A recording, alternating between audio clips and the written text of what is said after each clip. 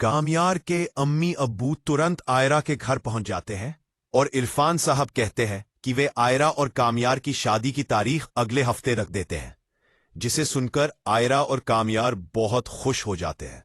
लेकिन जब यह बात फरीहा को पता चलती है तो वह एक साजिश रचती है। अगले दिन कामयार आयरा को शादी की शॉपिंग कराने ले जाता है। उसी दौरान उसकी कंपनी से एक जरूरी कॉल आ जाती है और आयरा अकेले शॉपिंग कर रही होती है। कभी फरीहा का आदमी आयरा को पकड़कर बेहोश कर देता है और किसी लड़के के साथ उसकी झूठी तस्वीरें खींच लेता है और उसे मॉल में ही छोड़कर चला जाता है। कॉल खत्म होने के बाद कामयार आयरा को न पाकर घबरा जाता है। कॉल करता है लेकिन आयरा फोन नहीं उठाती। तलाश करने पर उसे आयरा बेहोश हालत में मिलती है। होश में आने पर आयरा कहती है कि उसे कुछ याद नहीं।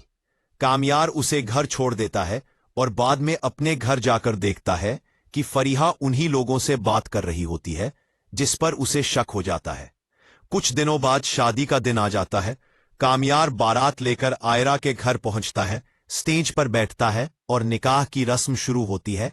आयरा निकाह कबूल कर लेती है, लेकिन जब कामयार से पूछा जाता है तभी फरीहा आयरा की झूठी तस्वीरें कामयार को भेज देती है।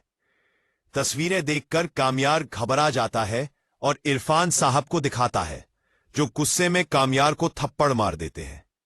उसी वक्त फरीहा उस लड़के को भी वहां बुला लेती है जो आयरा पर झूठा इल्जाम लगाता है। कामयार आयरा पर भरोसा नहीं करता और बारात वापस ले जाता है। बाद में फरीहा फोन पर अपनी साजिश कबूल करती है, जिसे सुनकर कामयार गुस्से में फरीहा को थप्पड़ मार देता है, लेकिन तब तक बहुत देर हो चुकी होती है। अगले दिन आयरा पढ़ाई के लिए ऑस्ट्रेलिया जाने का फैसला करती है। एयरपोर्ट पर इश्तियाक कामयार को खबर देता है और कामयार पागलों की तरह वहां पहुंच जाता है, जहां उसे पता चलता है कि आयरा फ्लाइट में बैठ चुकी है। आखिरी वक्त पर कामयार आयरा को रोक लेता है, फरीहा की पूरी सच्चाई बताता है और खुद को गोली मारने की धमकी देता है, जिसे देखकर आयरा लौट आती है और कामयार को माफ कर देती है।